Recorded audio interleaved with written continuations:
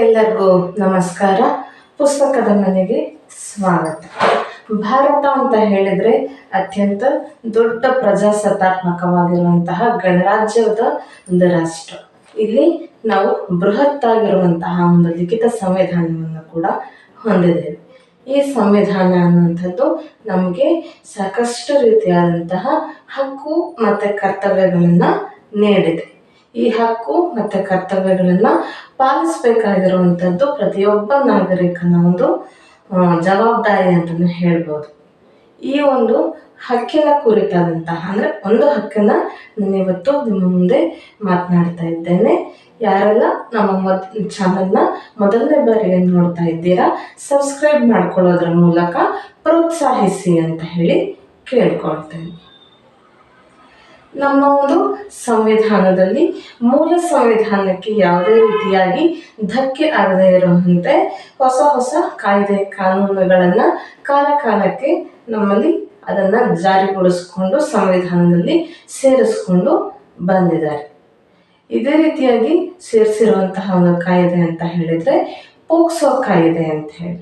POCSO ಕಾಯ್ದೆಯ ಕುರಿತು ಇವತ್ತು ನಿಮ್ಮ ಮುಂದೆ ಮಾಹಿತಿಯನ್ನು ಹಂಚಿಕೊಳ್ತಾ ಇದ್ದೇನೆ. ಭಾರತ ಅಂತ ಹೇಳಿದರೆ ಇಡೀ ವಿಶ್ವದಲ್ಲಿ ಚೀನಾದ ನಂತರದಲ್ಲಿ ಅತ್ಯಂತ ಹೆಚ್ಚಿನ ಜನಸಂಖ್ಯೆಯನ್ನು ಹೊಂದಿರುವಂತಹ ಒಂದು ರಾಷ್ಟ್ರ ಅಂತಲೇ ಹೇಳಬಹುದು. ಜನಸಂಖ್ಯೆಯಲ್ಲಿ ನಾವಿವತ್ತು 2ನೇ ಸ್ಥಾನದಲ್ಲಿ ಇದ್ದೇವೆ. 2011ರ ಒಂದು ಜನಗಣತಿಯ ಪ್ರಕಾರ ನಮ್ಮ ಇಡೀ ಭಾರತದಲ್ಲಿ 472 ಮಿಲಿಯನ್ ಮಕ್ಕಳಿದ್ದಾರೆ. ಅಂದರೆ 18 ವರ್ಷಕ್ಕಿಂತ ಕಡಿಮೆ ವಯಸ್ಸಿನವರು 472 ಮಿಲಿಯನ್ ಜನ ಇದ್ದಾರೆ ಅಂತ ಹೇಳಿ ವರದಿಯನ್ನು ಮಾಡಲಾಗಿದೆ. ಅದರಲ್ಲಿ 225 ಮಿಲಿಯನ್ ಹೆಣ್ಣು ಮಕ್ಕಳಿದ್ದಾರೆ ಎನ್ನುವಂತಹ ಒಂದು ವರದಿ ನಮಗೆ 2011ರ ಜನಗಣತಿಯಲ್ಲಿ ಸಿಕ್ಕಿದೆ. ಇದರಲ್ಲಿ ಸಂವಿಧಾನದ ಒಂದು 21ನೇ ಪರಿಚ್ಛೇದದಲ್ಲಿ ಮಕ್ಕಳನ್ನು ನಾವು ರಕ್ಷಣೆ ಮಾಡಬೇಕು, ಈ ದೇಶದಲ್ಲಿರುವ ಎಲ್ಲ ಮಕ್ಕಳಿಗೂ ರಕ್ಷಣೆಯನ್ನು ಕೊಡಬೇಕು ಅನ್ನುವಂಥದ್ದು ನಮಗೆ ಸಂವಿಧಾನ ಹೇಳ್ತಾ ಹೋಗುತ್ತೆ. ಪೋಕ್ಸೋ ಕಾಯ್ದೆ ಅನ್ನುವಂಥದ್ದು 2011 ಮೇ 22ನೇ ತಾರೀಕು ಜಾರಿಗೆ ಬರುತ್ತೆ. ಅಲ್ಲಿಂದ ಇವತ್ತಿನವರೆಗೂ ಕೂಡ ಪೋಕ್ಸೋ ಕಾಯ್ದೆ ಅನ್ನುವಂಥದ್ದು ಜಾರಿಯಲ್ಲಿ.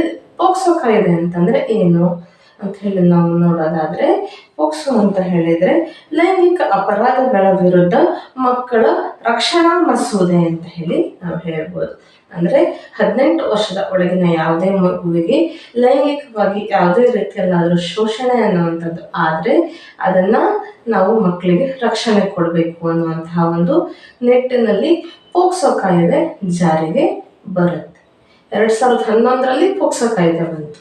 ನಮಗೆ ಸ್ವಾತಂತ್ರ್ಯ ಬಂದು ನಮ್ಮ ಸಂವಿಧಾನ ರಚನೆ ಆಗಿದ್ದು ನಮಗೆ 1950ನೇ ಇಸ್ವಿಯಲ್ಲಿ.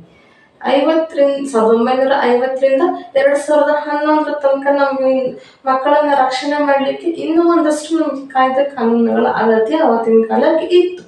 ಹಾಗಾಗಿ ಅವತ್ತು ಕೂಡ ಒಂದಷ್ಟು ಕಾಯ್ದೆ ಕಾನೂನುಗಳನ್ನು ಕೂಡ ನಾವು ರೂಪಿಸ್ಕೊಂಡಿದ್ವಿ. ಯಾವ ಕಾಯ್ದೆ ಕಾನೂನುಗಳನ್ನು ನಾವು ರೂಪಿಸ್ಕೊಂಡಿದ್ವಿ ಅಂತ ಹೇಳಿದರೆ, IPC ಸೆಕ್ಷನ್ 375ರ ಪ್ರಕಾರ ಅತ್ಯಾಚಾರಿಗಳಿಗೆ ಶಿಕ್ಷೆ ಅನ್ನುವಂಥದ್ದು ನಮ್ಮಲ್ಲಿತ್ತು. IPC ಸೆಕ್ಷನ್ 345ರ ಪ್ರಕಾರ ಮಹಿಳೆಯರ ನಮ್ರತೆಯ ವಿರುದ್ಧದ ನಡವಳಿಕೆಗೆ ಶಿಕ್ಷೆ ಅನ್ನುವಂಥದ್ದು ಇತ್ತು.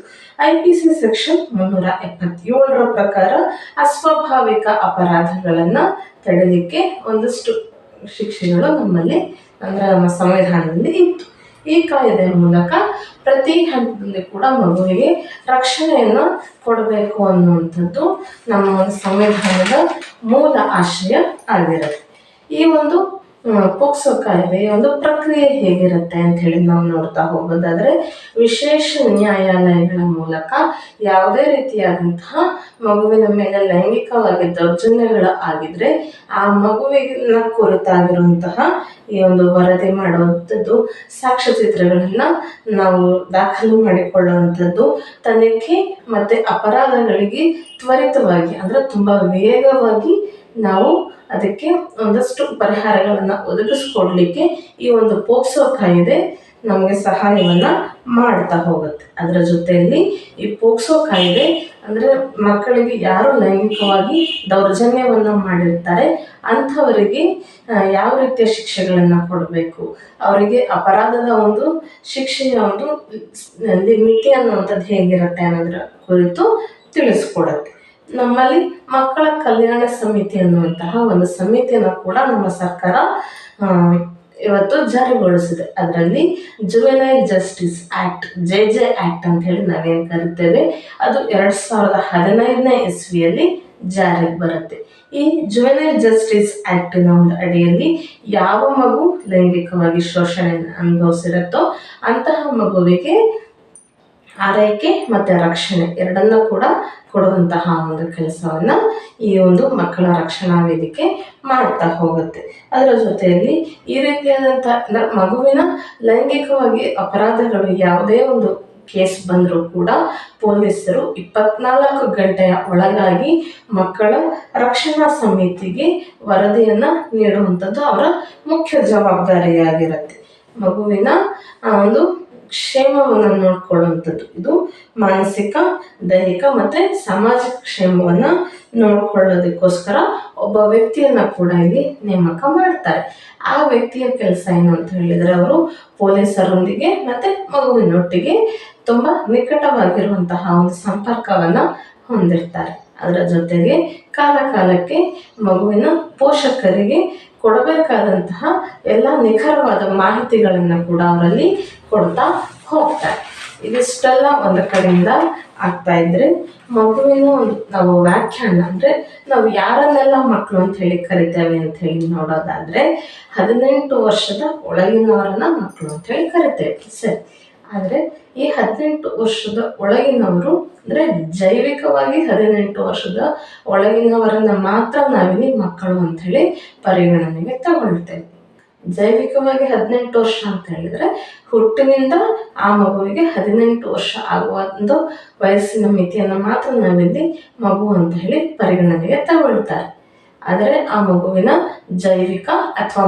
ಜೈವಿಕವನ್ನು ಹೊರತುಪಡಿಸಿ ಮಾನಸಿಕ ಅಥವಾ ಬೌದ್ಧಿಕವಾಗಿರುವಂತಹ ಒಂದು ವಯಸ್ಸನ್ನು ಇಲ್ಲಿ ಸರ್ಕಾರ ಅಥವಾ ಕೋರ್ಟು ಅದು ಗಣನೆಗೆ ತೆಗೆದುಕೊಳ್ಳೋದಿಲ್ಲ. ಇದರಲ್ಲಿ ಕಡ್ಡಾಯ ವರದಿಯನ್ನು ಮಾಡುವಂಥದ್ದು ಪೋಕ್ಸೋ ಕಾಯ್ದೆಯ ಅಡಿಯಲ್ಲಿರುವಂತಹ ಒಂದು ಮುಖ್ಯವಾಗಿರುವಂತಹ ಒಂದು ವಿಚಾರ.